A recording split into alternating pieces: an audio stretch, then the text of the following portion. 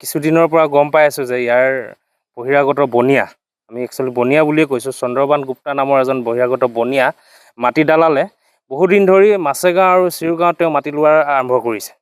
তেওঁ আপোনালোকে দেখিছে যে ইয়াৰ ওচৰতে তেওঁ এটা গুদাম বনাইছে, আৰু গুদামটো বনাই তেওঁ ইয়াৰ স্থানীয় যিসকল আমাৰ খিলঞ্জীয়া লোকসকল, বিশেষকৈ আমাৰ আদিবাসী সম্প্ৰদায়ৰ লোকসকলৰ পৰা তেওঁ চলোৱা চাতুৰে তেওঁ মাটিডোখৰ লৈছে, আৰু মাটিডোখৰ লৈ এনেকুৱাকৈ কৰিছে যে তেওঁ গোটেই বংশটোকে তেওঁ ইয়াৰ পৰা খেদাই দিয়াৰ এক পৰিণতি কৰিছে। গতিকে আমি ইয়াৰ পৰা আপোনালোকৰ মাধ্যমে জনাইছোঁ যে এই অঞ্চলটো, এই গাঁৱটোৰ পূৰ্বতে আমি যদি চাওঁ, এই গাঁৱটো মাছেগাঁও আৰু চিৰুগাঁৱতো এটা জনজাতীয় এলেকা আছিলে। ইয়াত জনজাতীয় লোকসকলৰ বসতিপূৰ্ণ এটা এলেকা আছিলে। ইয়াত বিভিন্ন ধৰণৰ আমাৰ টাই আহোমৰ লোকসকলে হওক বা আমাৰ ইয়াৰ চুতীয়া সম্প্ৰদায়ৰ লোকসকলে হওক, কলিতা সম্প্ৰদায়ৰ লোকসকলে হওক, আমাৰ আদিবাসী চাহ জনজাতি, মেচ কছাৰী, সোণোৱাল কছাৰী লোকসকলে অতীজৰ পৰা ইয়াত বসবাস কৰি থকা এটা এলেকা। এই এলেকাটোত অসম চৰকাৰে মিনি ট্ৰাইবেল বেল্টৰ কাৰণে যেতিয়া ঘোষণা কৰিছিলে, এই মিনি ট্ৰাইবেল বেল্টৰ ঘোষণা কৰোঁতে মই নিজেই মেচ কছাৰী ছাত্ৰ সন্থাৰ তৰফৰ পৰা আমি এই অঞ্চলটোত মিনি ট্ৰাইবেল বেল্টৰ কাৰণে এই দুটা মাছেগাঁও আৰু চিৰুগাঁও অঞ্চলটো ভৰাই থৈছোঁ। কিন্তু এতিয়া আমি দেখিবলৈ পাইছোঁ যে এই অঞ্চলটোত গাঁওবুঢ়াই গম নোপোৱাকৈ, আমাৰ স্থানীয় ইয়াত গাঁওবুঢ়া আছে, গাঁওবুঢ়াই কোনো ধৰণৰ গম নোপোৱাকৈ ইয়াত চন্দ্ৰবান গুপ্তা নামৰ এই ব্যক্তিজনে লাহে লাহে কিন্তু তেওঁ গোটেই মাটিডোখৰ দখল কৰিছে, আৰু ইয়াৰ স্থানীয় যিসকল খিলঞ্জীয়া লোকসকল, এই লোকসকলৰ কাৰণে ভাবুকি আহি পৰিছে।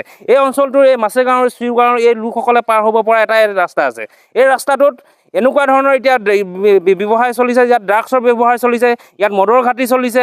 ইয়াৰ ফলত ইয়াৰ স্থানীয় লোকসকলৰ কাৰণে ৰাতি 9টা বা 10টা বজাত যি ধৰণে তেওঁলোকে ঘূৰি ফুৰিছিলে, আমাৰ মহিলাসকলে যি ধৰণে এই অঞ্চলটোতে ৰাস্তাই অকলে তেওঁলোকে টাউনলৈ যাব পৰা হৈছিল, কিন্তু এতিয়া শংকিত হৈ পৰিছে। শংকিত এইটো কাৰণে হৈছে যে ইয়াত বহিৰাগত বনিয়াই যি ধৰণে মাটি বাৰী কৰিছে, ইয়াত মিয়া আৰু বিহাৰী উপদ্ৰৱ চলিছে। এই চন্দ্ৰবান গুপ্তা নামৰ মাটি দালালটোৰ, এই মাটি দালালটোৱে বিভিন্ন ধৰণৰ তেওঁৰ দুৰ্নীতি ইতিমধ্যে ইতিহাস আছে। তেওঁ আপোনাৰ তেওঁৰ নিজৰ যিটো ব্যক্তিগত ভাতা আছে, এই ভাতাত তেওঁ অগাধ সম্পত্তি তেওঁ গঢ়ি তুলিছে, আৰু তেওঁ এই নগাঁও ধুবুৰীৰ পৰা তেওঁ মিয়া আনি কেনে তেওঁ ভৰাই থৈ দিছে। তেওঁ মাজতে তেওঁ চাউলৰ কাৰবাৰ, তেওঁ তিনি ট্ৰাক চাউলৰ কাৰবাৰ তেওঁ ইতিমধ্যে সাংবাদিকে ধৰিছিলে। সাংবাদিকে ধৰাৰ পিছতো তেওঁ এনেধৰণৰ কাৰবাৰ কৰিবলৈ ইয়াৰ মাছেগাঁও আৰু চিৰুগাঁৱত তেওঁ থিতাপি লৈছে। আমি আপোনালোকৰ তৰফৰ পৰা স্পষ্ট আকাৰে জনাই দিছোঁ, ইয়াত চন্দ্ৰবান গুপ্তাই তেওঁ যদি দেখাব বিচাৰিছে যে মই কোনো পধ্যেই মাছেগাঁও আৰু চিৰুগাঁওবাসী ৰাইজৰ কথা নুশুনো, মাছেগাঁও আৰু চিৰুগাঁওবাসী ৰাইজৰ কথা নুশুনি মই ইয়াত মাটি কাৰবাৰ যদি তেওঁ কৰিম বুলি ভাবিছে, যে মাটি লৈ তেওঁ ইয়াৰ স্থানীয় খিলঞ্জীয়া আদিবাসী সম্প্ৰদায়ৰ লোকসকলক যদি খেদাব বিচাৰিছে, তেনেহ'লে আমাৰ স্পষ্ট কথা মেচ কছাৰী ছাত্ৰ সন্থাৰ তৰফৰ পৰা চন্দ্ৰবান গুপ্তাৰ সম্পূৰ্ণৰূপে আমি উচ্ছেদ কৰিম, আৰু চন্দ্ৰবান গুপ্তাৰ যি গুদাম আছে, এই গুদামত থকা কোনো ব্যক্তিয়ে ইয়াত আহিব নোৱাৰিব, আৰু চন্দ্ৰবান গুপ্তাৰ একমাত্ৰ যি ৰাস্তা পথ, এই মাছেগাঁও পথটো সম্পূৰ্ণৰূপে বন্ধ কৰি দিম চন্দ্ৰবান গুপ্তাৰ কাৰণে। আপোনালোকৰ মাধ্যমৰ পৰা আমি স্পষ্ট কৈছোঁ, চন্দ্ৰবান গুপ্তাই যদি এই মানুহঘৰক খেদিব বিচাৰিছে, এই মানুহঘৰক খেদি যদি তেওঁ এই অঞ্চলটো তেওঁ যদি কব্জা কৰিব বিচাৰিছে, আমি স্পষ্ট কৰোঁ, চন্দ্ৰবান গুপ্তা আপুনি সাৱধান হওক। আমাৰ এই গাঁওখনৰ এটা ইতিহাস আছিলে। আগতে আমি এইটো ৰাস্তা আমাৰ আগতে বন্ধ আছিলে, মেইন নেশ্যনেল হাইৱেৰ লগত।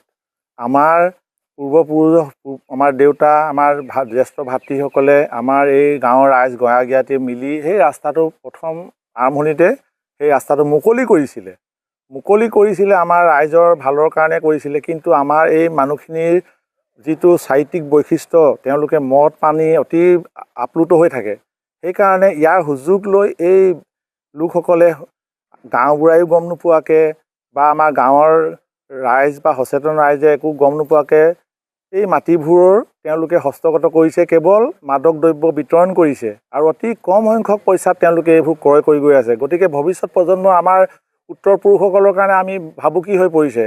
আমি এতিয়া সুৰক্ষিত নোহোৱা হৈছোঁ। আমি সেইকাৰণে এতিয়া বাধ্য হৈ আজি এই ভতিজা ল'ৰাটোৱে কোৱাৰ কাৰণে আহিলোঁ।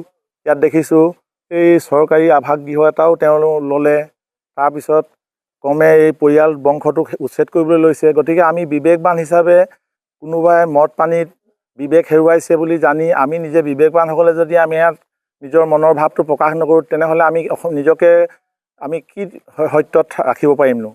পইচাই যদি সকলো শেষ কৰি দিব পাৰে, তেনেহ'লে মানুহৰ সত্যতা ক'ত যাবগৈ? গতিকে মানৱতা ক'ত গ'ল? এইবোৰকে দুখ লাগিয়ে আপোনালোকে ইয়াৰ ব্যৱস্থা এটা যাতে কৰক। আৰু আমিতো কোনোপধ্যে আমি এইটো এৰি দিব নোৱাৰোঁ। কেলৈ আমি মানুহ এজনৰ সম্পূৰ্ণ উচ্ছেদটো আমাৰ চকুৰ আগত দৃষ্টিগোচৰ হ'ব দিব নোৱাৰোঁ। তাৰ জেগাত যদি কোনোবা যদি পইচাৰ অভাৱ হৈছে, তেনেহ'লে অসমীয়া মানুহজনক দিয়ক, আমাৰ একো ক'বলৈ নাই। সেইজন য'ৰে নহওক, শিৱসাগৰ, যোৰহাট, গুৱাহাটী, আমাৰ অসমীয়া মানুহজনক দিয়ক। অন্ততঃ আমি এই বাটটোত বোলে আপোনাৰ ভালনে, এই মাত খাৰ দি আমি যাতে ওলাব সোমাব পাৰোঁ।